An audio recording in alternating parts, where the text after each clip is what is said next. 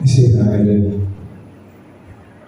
സ്നേഹമുള്ള ബഹുമാനപ്പെട്ട വികാരിച്ച സ്നേഹമുള്ള ലോകിയച്ച ജെയിംസ് അച്ഛൻ, ബഹുമാനപ്പെട്ട സിസ്റ്റേഴ്സ്, ഈശോയിലെ ഏറ്റവും പ്രിയപ്പെട്ട തൈക്കണ്ടിശ്ശേരി തലതിയിലെ മാതാപിതാക്കളെ, സഹോദരി സഹോദരന്മാരെ, മത്സരമുള്ള പുരുഷന്മാരെ,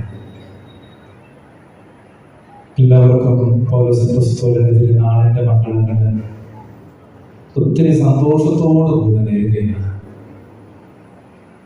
നമ്മുടെ ഇടവകയെ സംബന്ധിച്ച് ഏറ്റവും കൂടുതൽ ആത്മീയ ഉത്കർഷം കിട്ടിക്കൊണ്ടിരിക്കുന്ന ഒരു തിരുനാളാണ് പൗരസ്തോലിന്റെ തിരുനാൾ എന്ന് പറയുന്നത്.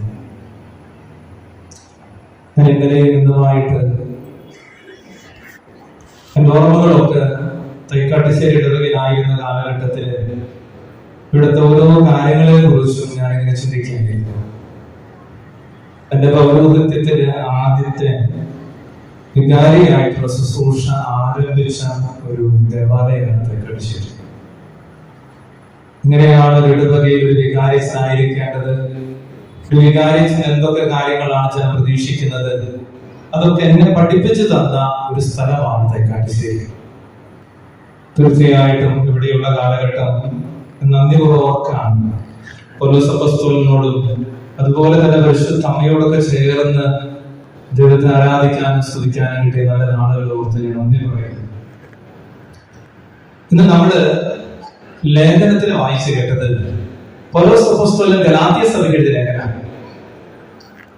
പൗലോസ് സ്ലീഹ 3 പ്രേക്ഷിത യാത്രകളാണ് നടത്തിയിട്ടുള്ളത്. എന്നിട്ട് തന്റെ രണ്ടാമത്തെ പ്രേക്ഷിത യാത്രയിലാണ് ഗലാത്യ, അതായത് ഇന്നത്തെ തുർക്കി എന്ന് പറയുന്ന സ്ഥലത്ത് ആദ്യമായിട്ട് പൗലോസ് സ്ലീഹ പോകുന്നത്.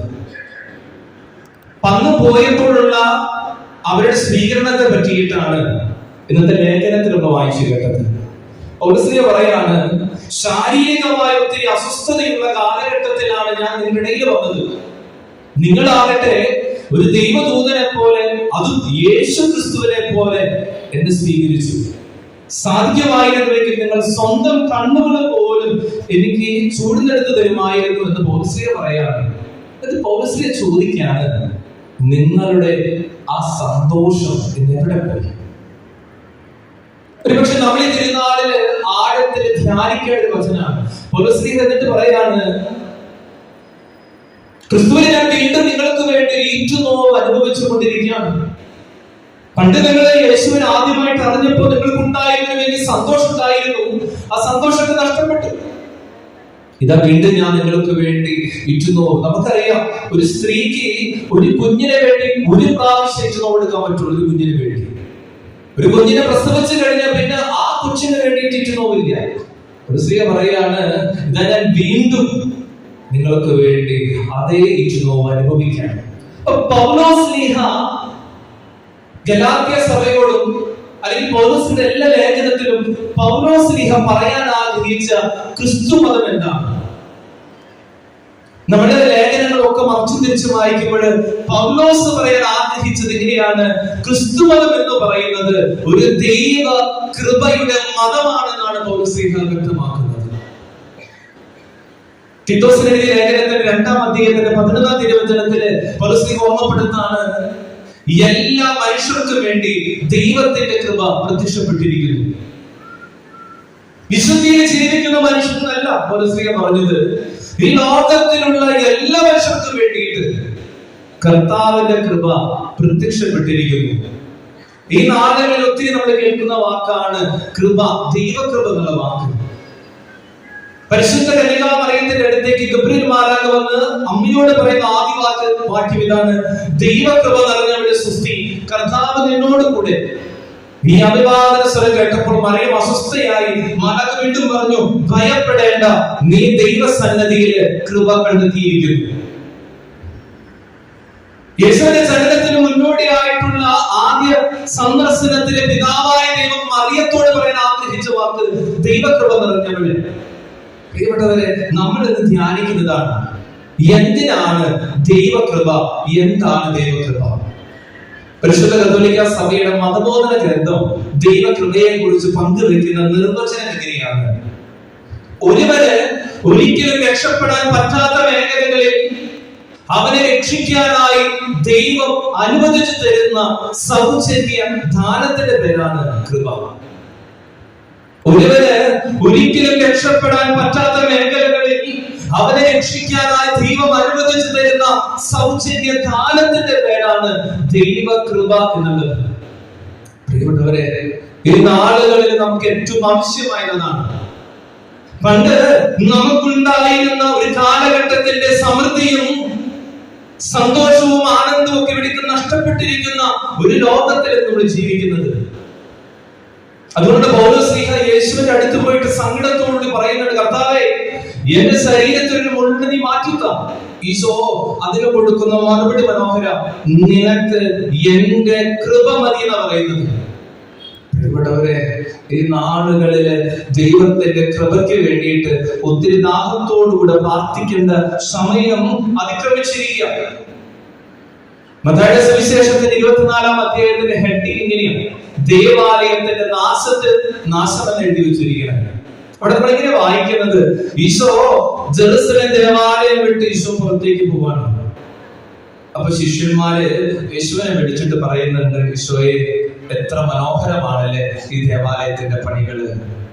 ഈശോ പറഞ്ഞു, ഈ ദേവാലയം കല്ലിന്മേൽ കല്ല് ശേഷിക്കാതെ തകർക്കപ്പെട്ടു. ക്രിസ്തുവിന് ഏകദേശം 10 നൂറ്റാണ്ടുകൾക്ക് മുൻപ് ദാവീദിന്റെ പുത്രനായ സോളമൻ പിതാവായ ദൈവത്തിന് വേണ്ടി ദൈവം ആഗ്രഹിച്ചതുപോലെ പണിയപ്പെട്ട ദേവാലയമാണ് ജെറുസലേം ദേവാലയം. ഈ ആലയത്തെ നോക്കിയിട്ടാണ് ഈശോ പറയുന്നത്, ഈ ആലയം കല്ലിന്മേൽ കല്ല് ശേഷിക്കാതെ തകർക്കപ്പെടും. എന്താണ് ഈ ദൈവവചനത്തിന്റെ അർത്ഥം? ദൈവം പറഞ്ഞുണ്ടാക്കിയതാണ് ദേവാലയം. പരിശുദ്ധ സഭയില് പിതാക്കന്മാര് ഈ വചനത്തെ വ്യാഖ്യാനിക്കുന്നത് എങ്ങനെയാണ്? ദൈവം പറഞ്ഞുണ്ടാക്കിയത് ദൈവത്തോടൊപ്പം നിന്നില്ലെങ്കിൽ അതിനൊരു തകർച്ച സംഭവിക്കും. പൗരോഹിത്യം ദൈവം പറഞ്ഞുണ്ടാക്കിയതാണ്. സന്യാസം ദൈവം പറഞ്ഞുണ്ടാക്കിയതാണ്. നമ്മുടെ കുടുംബ ജീവിതം ദൈവം പറഞ്ഞുണ്ടാക്കിയത്. അപ്പൊ ദൈവത്തിന്റെ ഒരു ആഗ്രഹത്തിലാണ് ഓരോ മനുഷ്യ ജീവിതവും വളരാനായിട്ട് ആരംഭിക്കുന്നത്. ആ വളർച്ചയില് ദൈവത്തോടൊപ്പം നമ്മൾ നിന്നില്ലെങ്കിൽ, ദൈവം പറഞ്ഞത് കേട്ടില്ലെങ്കിൽ നമുക്കൊരു വലിയ തകർച്ച സംഭവിക്കും. പ്രിയപ്പെട്ടവരെ, ഈ കാലഘട്ടത്തിൽ ഒരു വലിയ പ്രതിസന്ധിയുണ്ട്. പണ്ടുള്ളതിനേക്കാളും ഒത്തിരി അവിശ്വസ്തതകൾ കൂടിയിട്ടുള്ള ഒരു കാലഘട്ടം. പൗരോഹിത്യത്തിൽ അവിശ്വസ്തത, സന്യാസത്തിൽ അവിശ്വസ്തത, ദാമ്പത്യ ജീവിതത്തില് അവിശ്വസ്തതകളൊക്കെ കൂടുന്ന ഒരു കാലഘട്ടം. ഒരു ദേശത്ത് തിന്മയുടെ അതിപ്രസരം വർദ്ധിക്കുന്നതിന്റെ ഉത്തമ ഉദാഹരണങ്ങളാണ് ഈ അവിശ്വസ്തതകൾ. അതിനെ മറികടക്കാനാണ്, അതാണ് ഇന്നത്തെ കൃപയെ കുറിച്ചുള്ള സഭ പറഞ്ഞ ഡെഫിനിഷൻ. ഒരുവൻ ഒരിക്കലും രക്ഷപ്പെടാൻ പറ്റാത്ത മേഖലകളിൽ ഇന്ന് മക്കളെ വളർത്തുന്ന കാരണന്മാരെ നിങ്ങളോട് ചോദിച്ചാൽ നിങ്ങൾക്കറിയാം, എങ്ങനെ വളർത്തിയാലും ഒരു കാലഘട്ടത്തില് നമ്മൾ പറയുന്ന നന്മ പിടികിട്ടാതെ പോകുന്ന ഒരു പുതിയ തലമുറ നമ്മുടെ ചുറ്റിനും വളരുന്നു. അവര് മോശമായത് കൊണ്ടൊന്നല്ല. എന്തുകൊണ്ടാണ്? ഒരു തിന്മയുടെ അതിപ്രസരം വരുമ്പോൾ ദൈവത്തിന്റെ കൃപയെ ആശ്രയിച്ച് പ്രാർത്ഥിക്കുന്ന വിശുദ്ധമായ കരങ്ങൾ നമുക്കുണ്ടായിരിക്കണം.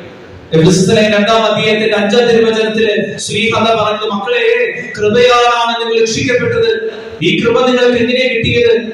വീണ്ടും എക്സ്പ്ലെയിൻ ചെയ്യണം പൗലോസ്ലീഹ, വിശ്വാസം വഴി കൃപ കൊണ്ടാണ് നിങ്ങൾ രക്ഷിക്കപ്പെട്ടത്. അപ്പൊ ദൈവം നമുക്ക് തരുന്ന സൗജന്യ ദാനമാണ് കൃപ. അതെങ്ങനെ മേടിച്ചെടുക്കുന്നത്? വിശ്വാസത്തിലൂടെ നമ്മൾ പിടിക്കുന്നത്. പ്രിയപ്പെട്ടവരെ, വിശ്വാസം എന്ന് പറഞ്ഞാൽ എന്താണ് എന്ന് ധ്യാനിക്കുന്നത് നല്ലതാണ്. വിശ്വാസത്തെ കുറിച്ച് ഒത്തിരി ഡെഫിനേഷൻസ് നമ്മുടെ ഇടയിലുണ്ടെങ്കിലും ഞാൻ പറയാൻ ആഗ്രഹിക്കുകയാണ്, വിശ്വാസം എന്ന് പറയുന്നത് ഒരു തീരുമാനമെടുക്കലാണ്.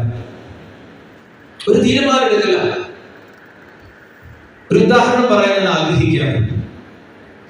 ഈ അതിരപ്പള്ളി വെള്ളച്ചാട്ടം നമ്മൾ എല്ലാവരും കണ്ടിട്ടുള്ളവരാണ്. അതിരപ്പള്ളി വെള്ളച്ചാട്ടം, ഈ വെള്ളച്ചാട്ടം നമുക്ക് ഈ കാലഘട്ടത്തിൽ നന്നായിട്ട് മഴ പെയ്യുന്നത് കൊണ്ട് നിറഞ്ഞു കവിഞ്ഞ് ഒഴുകുന്ന സമയമാണ്. ഒരു അഭ്യാസിയായ മനുഷ്യൻ ചെന്ന് വെള്ളച്ചാട്ടത്തിന്റെ മുകളിലൂടെ ഒരറ്റത്ത് നിന്ന് മറ്റേ അറ്റത്തേക്ക് ഒരു ഇരുമ്പ് കമ്പി വലിച്ചു കിട്ടി. ഒത്തിരി പേര് അവിടെ കൂടിയിട്ടുണ്ട്, നമ്മളൊക്കെ അവിടെ കൂടിയിട്ടുണ്ട് കരുതുന്നു. ഈ മനുഷ്യൻ ഈ കമ്പിയിലൂടെ ഒരു ലൈഫ് സെക്യൂരിറ്റീസ് ഒന്നും എടുത്തിട്ടില്ല, കൈവിട്ട് അങ്ങോട്ടും ഇങ്ങോട്ടും ഒരു 10 പ്രാവശ്യം അങ്ങോട്ടും ഇങ്ങോട്ടും. എന്നിട്ട് അദ്ദേഹം ചോദിച്ചു, നമ്മളെല്ലാവരും കൂടിയിട്ടുണ്ട്, ഞാനുണ്ടല്ലോ, അച്ഛൻ എന്ന നില എന്നോട് ചോദിക്കുകയാണ്, അച്ഛാ 11ാമത്തെ പ്രാവശ്യം എനിക്ക് നടക്കാൻ പറ്റുമെന്ന് ചോദിക്കുകയാണ്. നോർമൽ ആയിട്ട് ഞാൻ എന്ത് പറയും? ചേട്ടൻ പറ്റും, എനിക്ക് വിശ്വാസമുണ്ട്, ചേട്ടൻ നടക്കാൻ പറ്റും. ആ മനുഷ്യൻ ഭയങ്കര ഇൻട്രസ്റ്റഡ് ആയി. എന്ത് ചെയ്തു? ഒരു 100 കിലോ ഭാരമുള്ള ഒരു ബാഗ് തോളിലിട്ട് വീണ്ടും നടന്നു. 10 പ്രാവശ്യം അങ്ങോട്ട് പോകും. അദ്ദേഹം വീണ്ടും ചോദിക്കുകയാണ്, അച്ഛാ 11ാമത്തെ പ്രാവശ്യം എനിക്ക് നടക്കാൻ പറ്റുമെന്ന് അച്ഛൻ വിശ്വസിക്കുന്നു? നോർമലി നമ്മൾ എന്ത് പറയും? വിശ്വസിക്കുന്നു. 2 ഘടകങ്ങൾ അതിനുള്ളത്. ഒന്ന്, ഇയാൾ എന്റെ അപ്പനോ അല്ലെങ്കിൽ എന്റെ മകനോ എന്റെ ജീവിത പങ്കാളിയോ അല്ല, ഏതോ ഒരു മനുഷ്യൻ. അയാൾ ജീവിച്ചാലും മരിച്ചാലും നമുക്ക് എന്ത്? ഈ ഒരു ചിന്തയുണ്ടെങ്കിൽ നമ്മൾ ആദ്യം പറയും, ചേട്ടാ വിശ്വസിക്കുന്നു. 2, എനിക്കൊന്നും നഷ്ടപ്പെടുന്നില്ലല്ലോ. അപ്പൊ അദ്ദേഹം പറഞ്ഞു, ഓക്കെ. അദ്ദേഹം ചോദിച്ചു, അച്ഛൻ എത്ര കിലോയുടെ ഭാരം? ഞാൻ പറഞ്ഞു, 19 കിലോയുടെ അടുത്ത് കാണും. അച്ഛൻ തോളത്തിരിക്കും, ഞാൻ നടക്കാം.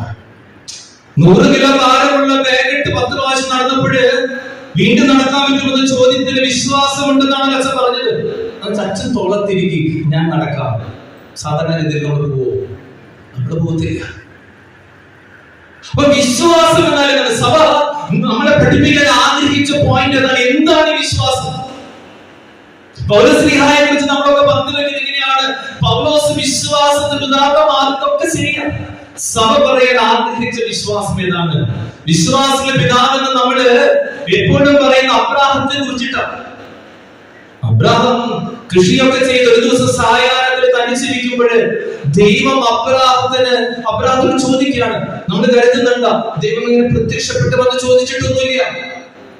തന്റെ സായാഹ്നത്തില് അവൻ ഏകാന്തമായി പ്രാർത്ഥിച്ചപ്പോൾ അവന്റെ ഉള്ളിൽ ഒരു സ്വരം എങ്ങനെയാണ്? നിനക്കുള്ളതെല്ലാം വിറ്റ് ഞാൻ കാണിച്ചു തരുന്ന ദേശത്തിലേക്ക് നീ യാത്ര ചെയ്യുക. എനിക്ക് ഉറപ്പുള്ളതെല്ലാം വിറ്റ് ഉപേക്ഷിച്ചിട്ട് ഞാൻ പറയുന്നിടത്തേക്ക് പോകുന്നതിന്റെ ഡിസിഷൻ മേക്കിങ്ങിന്റെ പേരാണ് വിശ്വാസം എന്ന് പറയുന്നത്. പ്രിയരെ, അപ്പൊ സഭ അതുകൊണ്ട് നമ്മൾ ഓർമ്മപ്പെടുത്താണ്, ഈ ഭൂമിയിൽ നിനക്ക് ഉറപ്പുള്ളതെല്ലാം വിട്ട് എന്നോട് ചേർന്ന് നടക്കണം. അതുകൊണ്ട് ക്രിസ്തീയ മതത്തിൽ ഒരു പ്രശ്നമുണ്ട് പ്രിയപ്പെട്ടവരെ, നമ്മൾ ആഴത്തിൽ മനസ്സിലാക്കുന്ന നല്ലതാ. മറ്റു മതങ്ങളൊക്കെ വളരെ ലോജിക്കലായിട്ട് ബുദ്ധിക്ക് നിരക്കുന്നതാണ് പഠിപ്പിക്കുന്നതെങ്കിൽ ക്രിസ്തു മതം നമ്മളെ പഠിപ്പിക്കുന്നത് ഈ ഭൂമിയിൽ നിന്ന് മറ്റൊരു ലോകത്തിലേക്ക് കണ്ണു കണ്ടിട്ടില്ലാത്തതും കാത് കേട്ടിട്ടില്ലാത്തതും ഹൃദയം ആസ്വദിച്ചിട്ടില്ലാത്തതുമായ സ്വർഗത്തെ കുറിച്ചിട്ട് സഭ പഠിപ്പിക്കുന്നത്. അതിലെന്തുണ്ട്? വിശ്വാസം എന്ന് പറയുന്ന ദൈവിക പുണ്യത്തിന്റെ വളർച്ചയില്ലെങ്കിൽ ഈ മതത്തിനുള്ളിൽ നിലനിൽക്കുന്നത് നമുക്കൊരു മണ്ടത്തരമായിട്ട് തോന്നും. ഈ കാലഘട്ടത്തിന്റെ ബുദ്ധിരാക്ഷസന്മാർ നമുക്കെതിരെ പല ചോദ്യങ്ങൾ ഉയർത്തുമ്പോൾ നമുക്ക് ഉത്തരമില്ല. കാരണം എന്താണ്? അതൊരാത്മാവിന്റെ ശ്വാസമാണ് വിശ്വാസം. അത് ബുദ്ധിയുടെ ഉത്തരമല്ല, ശരീരത്തിന്റെ എന്തെങ്കിലും പ്രവൃത്തിയല്ല, ഒരുവന്റെ അന്തരാത്മാവിന്റെ ശ്വാസത്തിന്റെ പേരാണ് പ്രിയപ്പെട്ടവരെ വിശ്വാസം എന്നുള്ളത്. ഈ നാളുകളിൽ നമുക്കത് ഉണ്ടായിരിക്കണം. എനിക്ക് ആളുകൾ ശ്രദ്ധിച്ചിട്ടുണ്ട്, നമ്മുടെയൊക്കെ കുടുംബ ജീവിതത്തിന്റെ ഐക്യത്തെ, സ്നേഹത്തെ കളങ്കപ്പെടുത്തുന്ന, നഷ്ടപ്പെടുത്തുന്ന ഒരു അരൂപി പ്രവർത്തിക്കുന്നത് പ്രിയരെ. നമ്മൾ ചുമ്മാ ജീവിച്ചിട്ട് കാര്യമില്ല. നമ്മൾ ഈ ആഘോഷങ്ങളും എല്ലാ പരിപാടികളും കണ്ടിന്യൂ ചെയ്തിട്ടൊന്നും കാര്യമില്ല. മറിച്ച് ഈശോയെ, എന്റെ കുടുംബത്തിന്റെ സ്ഥിതി എന്താണ്? ഈ തിരുനാളിൽ എന്തിനു വേണ്ടിയിട്ടാ? ദൈവത്തിന്റെ ആലയത്തിൽ ഇരുന്ന് ഒരു അല്പസമയം ഗൗരവമായിട്ട് ചിന്തിക്കാനാണ്. ഈ പോക്ക് ഞാൻ മുമ്പോട്ട് പോയാൽ എന്റെ ജീവിതത്തിന്റെ ഗതി എന്താണ്?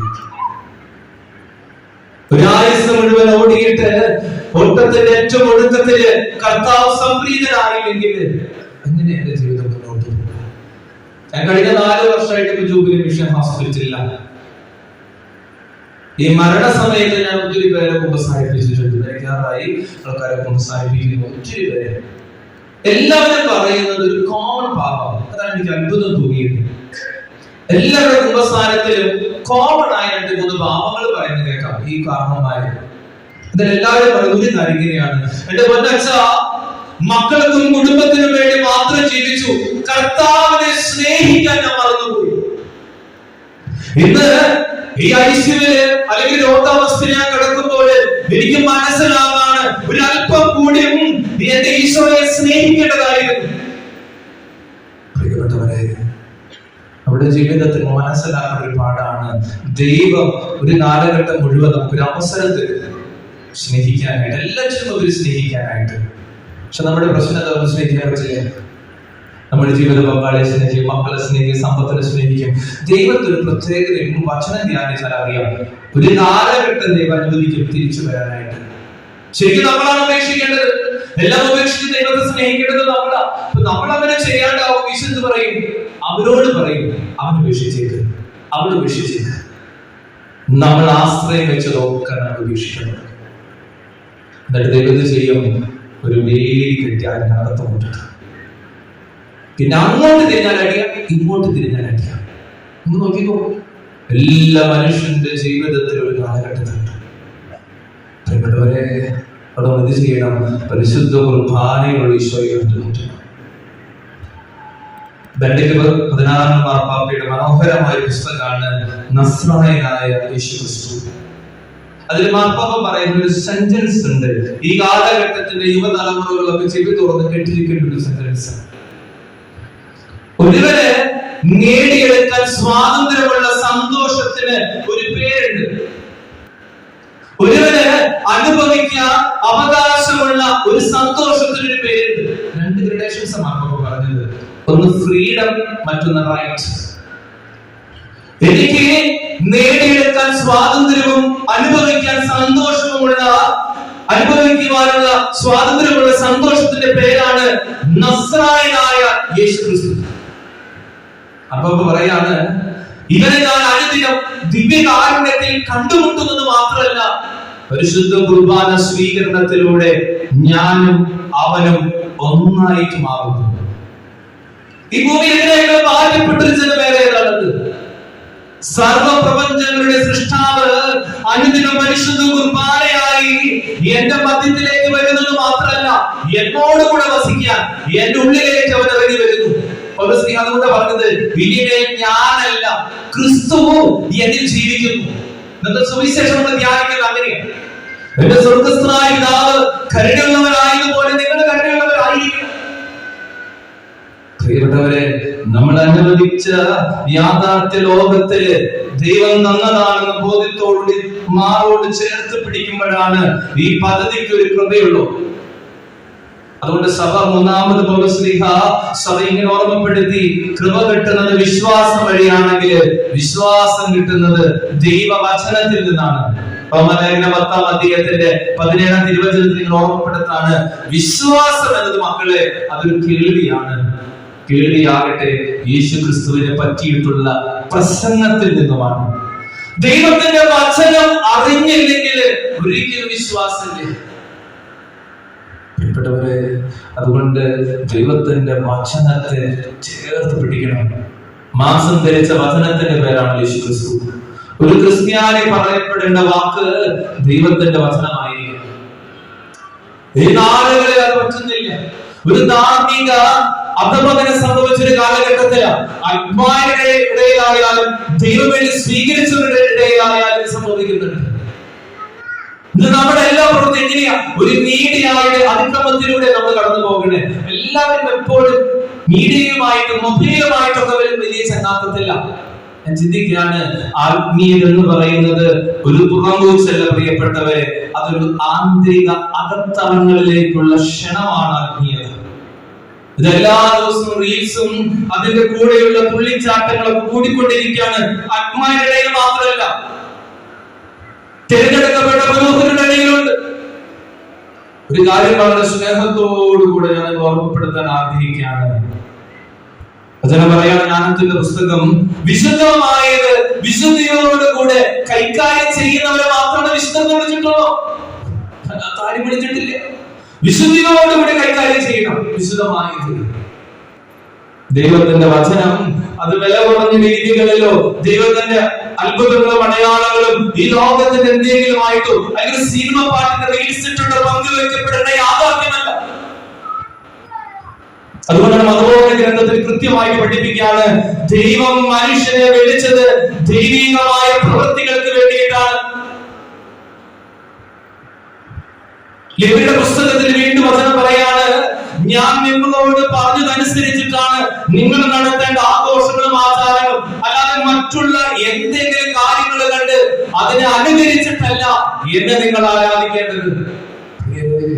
ഇതിന്റെ ഒക്കെ അങ്ങേറ്റത്തപ്പം നമ്മൾ നിൽക്കണേ. അതുകൊണ്ടാണ് നമ്മൾ പറയുന്നത് പിടികിട്ടാതെ തുടങ്ങി. ദൈവത്തോളം വലുതാകാൻ ആഗ്രഹിച്ച് മനുഷ്യൻ ആദ്യമായിട്ടൊരു ബാബേൽ ഗോപുരം പണിയാൻ ആഗ്രഹിച്ച് പാതി വഴിയില് അത് ഉപേക്ഷിച്ചു. എന്തുകൊണ്ടാ? അവരുടെ ഭാഷ ചെതറിപ്പോയി എന്നാ പറയുന്നത്. ദൈവം തന്ന സ്നേഹത്തിന്റെ ഭാഷ നഷ്ടപ്പെട്ടിടത്ത് വളർച്ചകളില്ല. നമ്മളൊക്കെ ചങ്കിനകത്ത് കൈവച്ച് ധ്യാനിക്കേണ്ട ഒരു ഭാഗമാണ് പൗലോസ്ലീഹായുടെ ലേഖനത്തിൽ. കൃത്യമായിട്ട് മരണത്തിന്റെ സമയത്തൊക്കെ നമ്മൾ വീടുകൾ വായിക്കും. മൃതശരീരം വീട്ടിൽ നിന്ന് എടുക്കുന്നത് തൊട്ട് മുൻപ് നടന്ന പ്രാർത്ഥനയുണ്ട്. ഞാൻ നല്ലവണ്ണം ഓടി എന്റെ ഓട്ടം പൂർത്തിയാക്കി. അടുത്ത വാക്ക് വളരെ പ്രധാനപ്പെട്ടതാ, എന്റെ വിശ്വാസം ഞാൻ കാത്തു. സഭ രണ്ട് തലങ്ങളിലാണ് അത് എക്സ്പ്ലെയിൻ ചെയ്യുന്നത്. എന്നെ സൃഷ്ടിച്ചപ്പോ എന്റെ ദൈവത്തിന് എന്നെ കുറിച്ചൊരു പദ്ധതിയുണ്ട്, എന്നെ കുറിച്ചൊരു വിശ്വാസമുണ്ട്. നമ്മുടെ മക്കളെ കുറിച്ച് ആരെങ്കിലും കട്ടുന്ന അടുത്ത വീട്ടിൽ നിന്ന് ഒരു കംപ്ലൈന്റ് പറയാണ്, നിന്റെ കൊച്ചങ്ങനെ ചെയ്തു എന്ന് പറഞ്ഞ് സാധാരണ മാതാപിതാക്കൾ മറുപടി പറയാം, എന്റെ കുട്ടി അത് ചെയ്യില്ല, എനിക്ക് അവൻ അറിയാം. ദൈവത്തിന് നമ്മെ കുറിച്ച് ഇതുപോലത്തെ ഒരു ബോധ്യമുണ്ട്. പഴയ നിയമത്തിൽ ജോബിനെ കുറിച്ച് നമ്മൾ കാണുന്നുണ്ട്. പിശാച് സാത്താൻ ദൈവത്തിന്റെ സന്നിധിയിൽ ചെന്ന് നിൽക്കുമ്പോൾ ദൈവം പറയുന്നുണ്ട്, നീ എന്റെ മകൻ ജോബിനെ കണ്ടോ? സാത്താൻ പറയാണ്, നീ അവന്റെ വസ്തുക്കൾക്കും എല്ലാത്തിനും ചുറ്റും വേദി കിട്ടി സംരക്ഷണം വെച്ചിരിക്കല്ലേ, നീ എന്നെ അനുവദിക്കും. ദൈവം പറഞ്ഞു, ഓക്കെ, അനുവാദം തന്നിരിക്കുന്നു. അവന്റെ സമ്പത്തിന്റെ പേരും അവന്റെ ശരീരത്തിന്റെ പേരും അവരുടെ സർവ്വത്തിന്റെ പേരും നിനക്ക് അധികാരം തരാം. പക്ഷെ എന്റെ ആത്മാവിനെ തൊട്ടുപോയേക്കരുത്. ജ്ഞാനത്തിൽ ജോബിന്റെ പുസ്തകത്തിൽ പറയപ്പെട്ട വചനം പ്രിയേ, യേശുവിന്റെ രണ്ടാമത്തെ ആത്മനം വരെ സാത്താനും കൊടുത്തിട്ടുള്ള അവകാശം. നമ്മുടെ സമ്മതം കൂടാതെ നമ്മുടെ സമ്പത്തിലും നമ്മുടെ ശരീരത്തിലും കൈവയ്ക്കാൻ ദൈവം അനുവദിച്ചിട്ടുണ്ട് സാത്താനെ. പക്ഷേ ഈശോ പറഞ്ഞതാണ് നമ്മുടെ ഏറ്റവും വലിയ ആശ്വാസം. നിങ്ങളുടെ ആത്മാവിനാൽ ശരീരത്തെ നിയന്ത്രിക്കുവാനാണ് ഞാൻ ഭൂമിയിലേക്ക് വന്നത്. ഞാൻ സ്വർഗ്ഗത്തിൽ ഇറങ്ങി വന്ന ജീവനുള്ള അപ്പമാണ്. ഞാൻ ആത്മാവിന്റെ ഭോജ്യമാണ്. എന്നെ വിശ്വസിക്കുന്നവൻ മരിച്ചാലും ജീവിക്കും. അതുകൊണ്ട് സങ്കടങ്ങളിലേക്കോ മറ്റുള്ളവരെ കുറ്റം പറയാൻ വഴി പറയാനോ ഈ ലോകത്തെ ശപിക്കാനല്ല, മറിച്ച് ദൈവം സദാ സന്നിഹിതനാണ്. എന്റെ കർത്താവിന്റെ പക്ഷത്തുണ്ടെങ്കിൽ ആരെതിരെ നിൽക്കും? ക്ലേശമോ ദുരിതമോ ആപത്തോ നഗ്നതയോ പട്ടിണിയോ മാറോ? പൗലോസ് എന്തുകൊണ്ട് പറഞ്ഞത്? ഇതെല്ലാം സംഭവിക്കുന്നുണ്ട്. എന്നിട്ട് പൗലോസ് തന്റെ ജീവിത വിധിയെ രഹസ്യം പറഞ്ഞു, എന്നാൽ നമ്മെ സ്നേഹിച്ചവൻ മുഖാന്തരം ഇവയിലെല്ലാം പരിപൂർണമായ വിജയം നേടിയിരിക്കുകയാണ്. നമ്മെ സ്നേഹിച്ചവൻ മുഖാന്തരം. അപ്പൊ സ്നേഹത്തിന്റെ അർത്ഥം എന്താണ്? സ്നേഹത്തിന്റെ അർത്ഥം അതിന്റെ പൂർണ്ണതയിൽ ഇങ്ങനെ പറയുന്നത്, അത് സഹിക്കലാണ്. ഈശോ സ്നേഹിച്ചത് കൊണ്ടാണ് അവൻ കുരിശിലേറി മരിച്ചത്. എന്നിട്ട് നമുക്കെതിരെ നിന്ന എല്ലാ ദോഷകരമായ വിഗത നിയമങ്ങളെ അവൻ കുരിശിൽ തറച്ച് നിഷ്കാസനം ചെയ്തിട്ട് പറഞ്ഞു, മക്കളെ, ഇതാ ഞാൻ ലോകത്തെ ജയിച്ചിരിക്കുന്നു. ഈ ഒരു തിരിച്ചറിവ് ആർക്ക് കിട്ടി? പൗലോസ് അപ്പോസ്തലന് കിട്ടി. ഒരു കാലഘട്ടം മുഴുവൻ സഭയുടെ വിശ്വാസത്തെ നശിപ്പിക്കാൻ വേണ്ടി ഓടി നടന്നവൻ. ഭാരതപ്രവാചന പുസ്തകം 4-ാം അധ്യായത്തിന്റെ 28-ാം പറയുന്നത് സംഭവിച്ചത്, കർത്താവിൽ നിന്ന് അകലം കാണിച്ചതിന്റെ 10 ഇരട്ടി തീക്ഷ്ണതയിൽ തിരികെ വന്ന് അവിടുത്തെ തേടുകയും കിട്ടിയ ക്വാളിറ്റി അതാ. തിരികെ വന്നു. ഭരതത്തിൽ വന്നത് 10 ഇരട്ടി തീക്ഷ്ണതയിലാണ്. എത്രമാത്രം പങ്ക് വെച്ചിട്ടും മതി വരാത്ത ഒരു ദൈവസ്നേഹത്തിന്റെ തീക്ഷ്ണതയാൽ പൗലോസ് ജ്വലിക്കുകയാണ്. പ്രിയപ്പെട്ടവരെ, നമുക്കുണ്ടായിരിക്കേണ്ട ഒരു കൃപ, ഈശോക്ക് എന്നെ കുറിച്ചൊരു വിശ്വാസമുണ്ട്, അത് നഷ്ടപ്പെടുത്തരുത്. സഭ പറയാണ് രണ്ടാമത്തെ ഒരു തലണ്ട് ആ വാക്കില്. ഏതാണ് വിശ്വാസം കാക്കല്? ജീവിതത്തിന്റെ എത്ര പ്രതികൂല സാഹചര്യത്തിലും ആർക്ക് ഉപേക്ഷിച്ചാൽ പറയണം, ഈശോ എന്നോട് കൂടെയുണ്ട്, ദൈവം എന്റെ കൂടെയുണ്ട്. എത്ര പാപത്തിന്റെ പടികുടിയിൽ ഞാൻ വീണാലും ഒരൊറ്റ വാക്ക് മതി. അതിൽ അപ്പോസ്തലപ്രവൃത്തി 4:12 സ്ലീഹ പറയാണ്, മറ്റാരിലും ഇത് രക്ഷയില്ല. ആകാശത്തിന് കീഴിൽ മനുഷ്യ രക്ഷയ്ക്ക് നൽകപ്പെട്ട നാമത്തിന്റെ പേരാണ് യേശുനാമം. വിളിക്കണം. കാരണം മാമോദീസയിലൂടെ സ്വയലേപനത്തിലൂടെ ആർക്കും മാറ്റാനുമായാത്ത ഒരു വലിയ മുദ്ര നമുക്ക് കിട്ടിയിട്ടുണ്ട്.